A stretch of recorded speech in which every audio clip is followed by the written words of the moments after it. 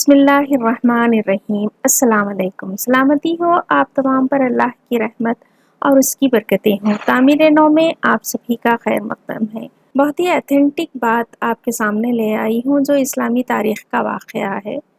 آپ اپنا قیمتی وقت مجھے دے رہے ہیں، اس کے لیے آپ کا بے حد شکریہ۔ واقعہ کچھ یوں ہے۔ باوجود اس کے کہ فی زمانہ دنیا میں مسلمانوں کی تعداد 1.5 ارب ہے، لیکن سیرین لڑکی آخری ہچکیاں لیتی ہوئی کہتی ہے، میں رب کو جا کر سب کچھ بتاؤں گی۔ عراق جنگ میں ایک لڑکی جان بچانے کے لیے بھاگتے ہوئے صحافی سے فریاد کرتی ہے، کہتی ہے کہ انکل میری تصویر نہیں لینا، میری تصویر نہیں لینا، میں بے حجاب ہوں۔ ایک فلسطینی بچہ بھوک کی شدت سے نڈھال فریاد کر رہا ہے کہ اے اللہ مجھے جنت بھیج دے، مجھے بہت بھوک لگی ہے۔ صرف چند لاکھ کی آبادی کا ملعون ملک آپ صلی اللہ علیہ وسلم کی شان میں گستاخی کرتا ہے۔ یہ سب کیوں ہو رہا ہے؟ کیونکہ انہیں معلوم ہے ہم میں سے کوئی ہندوستانی ہے، کوئی پاکستانی، کوئی بنگلہ دیشی، کوئی سعودی اور کوئی ملیشین۔ مسلمان ہوتے تو ایک دوسرے کے لیے تڑپ ہوتی، مقابلے میں کفر نیٹو کی صورت متحد ہے، اور حد تو یہ ہے کہ اسلامی مملکت کے سربراہان کہتے ہیں ہم نیٹو کے فرنٹ لائن اتحادی ہیں۔ صرف عشق کی نہیں، ذلت کی بھی انتہا نہیں ہوتی۔ آقائے دو جہاں صلی اللہ علیہ وسلم نے امت مسلمہ کو اخوت کا سبق دیا تھا۔ سرور کونین نے فرمایا تھا، تمام مسلمان ایک جسم کی مانند ہیں، جسم کے ایک حصے میں تکلیف ہوتی ہے تو تمام جسم تڑپتا ہے۔ حضرات یاد کیجئے اس واقعے کو کہ نبی علیہ الصلاۃ والسلام نے صرف ایک صحابی حضرت عثمان بن عفان کے لیے 1500 صحابہ کرام سے موت پہ بیعت لی تھی۔ آقائے دو جہاں کے دنیا سے پردہ فرمانے کے بعد بھی نحن الامہ، ہم ایک امت ہیں، یہ کانسیپٹ جاری رہا۔ چنانچہ حضرت عمر بن عبدالعزیز کے دور کا واقعہ ہے۔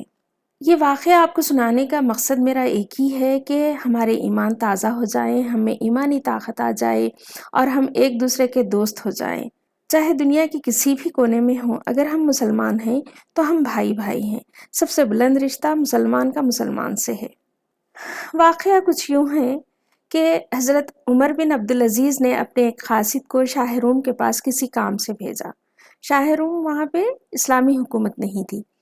قاصد پیغام پہنچانے کے بعد محل سے نکلا اور ٹہلنے لگا۔ ٹہلتے ٹہلتے اس کو ایک جگہ سے تلاوت کلام پاک کی آواز سنائی دی۔ اس کے لیے آواز بہت اجنبی تھی کیونکہ شاہ روم مسلمان نہیں تھا۔ آواز کی جانب گیا تو کیا منظر دیکھا کہ ایک نابینا شخص چکی پیس رہا ہے اور ساتھ میں تلاوت بھی کر رہا ہے۔ آگے بڑھ کر سلام کیا، جواب نہیں ملا۔ دوبارہ سلام کیا، جواب نہیں ملا۔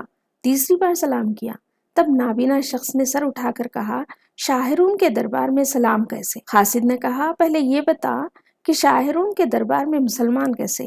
اس نے بتایا کہ وہ یہاں کا مسلمان ہے۔ بادشاہ نے مجبور کیا کہ اسلام چھوڑ دے۔ انکار کرنے پر سزا کے طور پر دونوں آنکھیں نکال دی گئیں اور چکی پیسنے پر لگا دیا گیا۔ یہ قاصد معاملات طے کرنے کے بعد واپس آیا تو عمر بن عبدالعزیز کے سامنے اس قیدی کی بات بھی رکھ دی۔ وہ عمر بن عبدالعزیز تھے۔ دوستو یہاں پہ غور کرنے کا مقام ہے، بہت ہی غور سے سنیے گا۔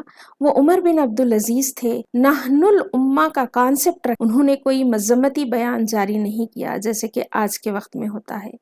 انہوں نے کوئی مذمتی بیان جاری نہیں کیا، 5 یا 10 منٹ کی خاموشی اختیار کرنے کا حکم نہیں دیا، اجلاس نہیں بلایا، بلکہ کاغذ قلم لیا اور یہ تحریر شاہ روم کو لکھ بھیجی۔ اے شاہ روم، میں نے سنا ہے کہ تیرے پاس ایک مسلمان قید ہے اور تو اس پہ ظلم روا رکھتا ہے۔ میری یہ تحریر تیرے پاس پہنچنے کے بعد تو نے اس قیدی کی رہائی کا پروانہ جاری نہ کیا تو پھر ایسے لشکر جرار کا سامنا کرنا جس کا پہلا فرد تیرے محل میں ہوگا اور آخری میرے دربار میں۔ سوال یہ ہے کہ ایک اسلامی ملک کے سربراہ نے اتنا بڑا قدم کیوں اٹھایا؟ ایک شخص کے لیے جو اس کے ملک کا باشندہ بھی نہیں تھا، اپنی سالمیت کو خطرے میں ڈال دی۔ سمجھ آتا ہے کہ ہمارے اسلاف کو معلوم تھا مسلمان چاہے کسی بھی ملک کا ہو، مسلمان کی حرمت خانہ کعبہ سے بڑھ کر ہے، جغرافیائی حدود سے بڑھ کر ہے۔ ایک مسلمان کا دوسرے مسلمان پر حق ہے۔ ہم تمام مسلمان ایک جسم کے مانند ہیں۔ جسم کے ایک حصے کو تکلیف ہوتی ہے تو سارا جسم تڑپتا ہے، اور جب سے یہ نظریہ ہم سے اٹھ گیا ہے، ہم 1.5 ارب کی کثیر تعداد ہونے کے باوجود دنیا کے ہر ملک میں ذلیل ہو رہے ہیں، رسوا ہو رہے ہیں۔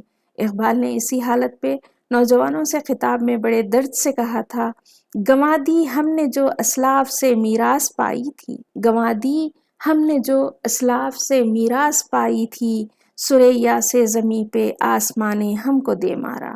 اللہ تعالیٰ ہم میں ایمان کی حرارت قائم رکھے، ہمارے دلوں میں ایک دوسرے کے لیے جگہ بنائے، ہم ایک دوسروں کی خوشی میں خوش اور غم میں تڑپ اٹھیں۔ اپنی دعاؤں میں مجھے بھی شامل رکھیے گا۔ آپ نے اپنا قیمتی وقت مجھے دیا، اس کے لیے میں تہ دل سے آپ کی مشکور ہوں۔ جزاکم اللہ خیرا کثیرا، والسلام۔